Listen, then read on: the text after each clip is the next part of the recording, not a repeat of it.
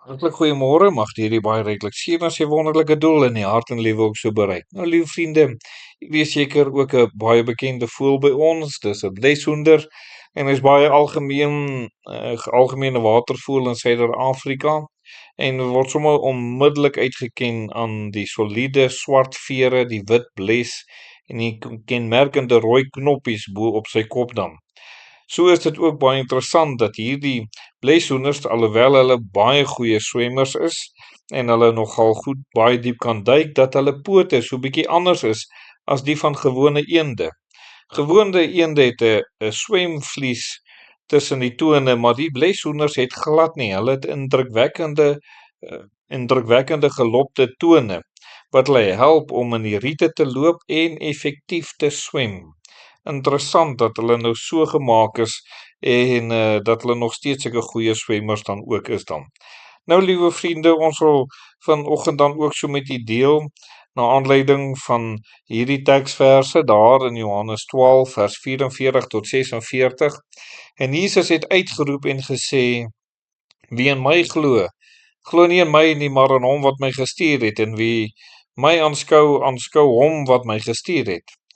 Ek het as 'n lig in die wêreld gekom, sodat elkeen wat in my glo, nie in duisternis sou bly nie. So liewe vriende, hier kom die Here Jesus nie net alleen en verklaar baie duidelik met hierdie uitroep dat hy en die Vader sekerlik een is. En daarom is dit sekerlik ook so wanneer ons in die Here Jesus sou glo, glo ons ook in God die Vader. En andersom, as ons in God die Vader glo, moet ons ook in God die Seun glo. En dit het die Here beklemtoon weer eens met 'n uitroep waar hy dit baie duidelik maak.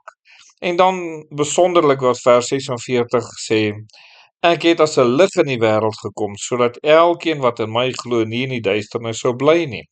Weereens is dit met 'n uitroep wat die Here dit beklemtoon, dat wanneer iemand by die Here Jesus uitgekom het, kan jy nie in die duisternis bly nie. Jy sal in die lig begin wandel en jy sal begin leef soos 'n kind van die Here sekerlik behoort en moet leef, omdat die Here jou nuut gemaak het en omdat so iemand 'n kind van God geword het. Daarom hierdie geweldige uitroep wat die Here kom sê het. So die vraag is nou, as u dan glo dat die Here Jesus die verlosser van die wêreld is, beteken dit dan dat u na hom toe sou kom en hom kon vertrou het om die sonde te vergewe, sodat u in die lig kan wandel? Sekerlik sal dit beteken. Maar nou is daar mense wat sê hulle glo in die Here, maar hulle bly nog in die duisternis wandel. Dit kan tog nie waar wees nie. Die uitroep van die Here verklaar dit baie duidelik dat dit nie kan waar wees nie.